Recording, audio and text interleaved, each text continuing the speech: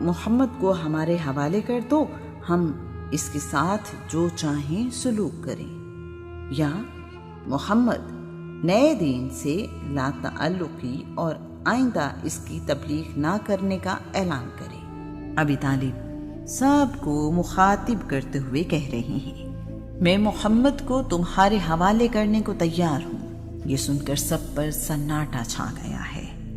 بنی ہاشم شیب سے نکلے ہیں تو ان سب کا برا حال ہے، سب کے رنگ جل کر سیاہ ہو چکے اور جسم کی ہڈیاں باہر نکل آئی ہیں۔ آج کا عنوان، اس نبی کو ہم قیامت تک نہیں مانیں گے۔ شیب ابی طالب کا مشکل وقت گزر تو گیا، لیکن کئی اور مصیبتیں کھڑی کر گیا ہے۔ اس عرصے میں بنی ہاشم بیماری کی صورت میں دوا اور علاج سے بھی محروم رہے ہیں۔ رسول اللہ صلی اللہ علیہ وآلہ وسلم کا باپ جیسا چچا پچھلے 3 سال میں جس ہمت کا مظاہرہ کرتا رہا ہے، اس نے سارے قبیلے کو حوصلہ دیے رکھا۔ ابی طالب 85 سال کی عمر میں بھوک، پیاس، پریشانی، رسول اللہ کی حفاظت اور چھوٹے بچوں کے لیے مشکل وقت سے لڑتے رہے ہیں۔ ہمت کا پہاڑ تو اس سب پر خوش ہے کہ میرا بھتیجا خیریت سے ہے۔ ابی طالب نے رسول اللہ کو پاس بلا کر محبت سے اپنے قریب بٹھا لیا ہے۔ رسول اللہ سے کہہ رہے ہیں، بیٹا جب میں مر جاؤں تو تم یثرب میں بنی نجار میں اپنے دادا عبد المطلب کے اور اپنے ننہال کے پاس چلے جانا۔ وہ اپنے لوگوں کی سب سے زیادہ حفاظت کرنے والے ہیں۔ شیب سے واپس آ کر ابی طالب بیماری سے اٹھ نہیں سکے اور تقریباً 8 مہینے بعد شعبان 10 نبوی کو وفات پا گئے ہیں۔ ابی طالب کو مکہ میں ہجون میں دفن کیا گیا۔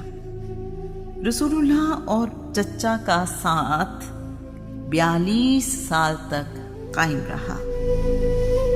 رسول اللہ کا بچپن، جوانی، شادی، کاروبار، اعلان نبوت اور اس کے بعد قریش کی طرف سے برا سلوک، یہ سب ان دونوں نے ساتھ ہی دیکھا ہے۔ رسول اللہ نے ابی طالب کو کبھی باپ سے مختلف نہیں پایا۔ مشکل وقت میں رسول اللہ نے بھی بیٹوں کی طرح ابی طالب کی مدد کی اور ہمت بڑھائی۔ ابھی چچا کی وفات کو کچھ دن ہی گزرے ہیں کہ رسول اللہ پر سب سے پہلے ایمان لانے والی سیدہ خدیجہ 10 رمضان 10 نبوی یعنی 619 عیسوی کو اللہ کو پیاری ہو گئی ہیں۔ وہ خدیجہ جنہوں نے اپنی زندگی رسول اللہ کے لیے وقف کر دی، رسول اللہ کا دست و بازو بنی، مشکل ترین حالات میں رسول اللہ کا ساتھ دیا، اپنے مالک سے جا ملی ہیں۔ رسول اللہ کو ان 2 پیاری ہستیوں کی وفات کا بہت صدمہ ہے۔ آپ نے اس سال کو عام الحزن یعنی غم کا سال قرار دیا ہے۔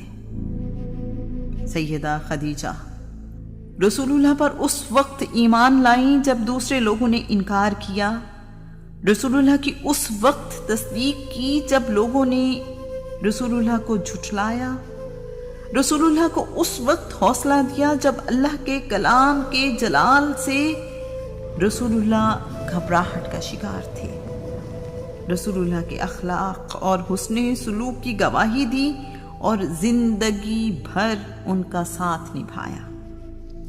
جبرائیل ان کے لیے اللہ کا سلام لے کر حاضر ہوئے۔ سیدہ خدیجہ کو رسول اللہ کی پہلی بیوی اور ایمان لانے والوں کی پہلی ماں یعنی ام المومنین ہونے کا اعزاز حاصل ہے۔ جب تک سیدہ خدیجہ حیات رہی، رسول اللہ نے دوسرا نکاح نہیں کیا۔ سیدہ خدیجہ 25 سال تک رسول اللہ کے نکاح میں رہیں۔ ابراہیم بن محمد کے علاوہ رسول اللہ کی ساری اولاد سیدہ خدیجہ سے ہی پیدا ہوئی۔ رسول اللہ خود قبر میں اترے ہیں، اپنے ہاتھوں سے سیدہ خدیجہ کو قبر میں اتارا ہے۔ سیدہ خدیجہ مقام ہجون یعنی جنت المعلی قبرستان مکہ میں دفن کی گئی ہیں۔ رسول اللہ نے کہا، مریم بنت عمران یعنی اللہ کے نبی عیسیٰ کی والدہ اور خدیجہ بنت خویلد اپنے اپنے زمانے کی بہترین عورتیں ہیں۔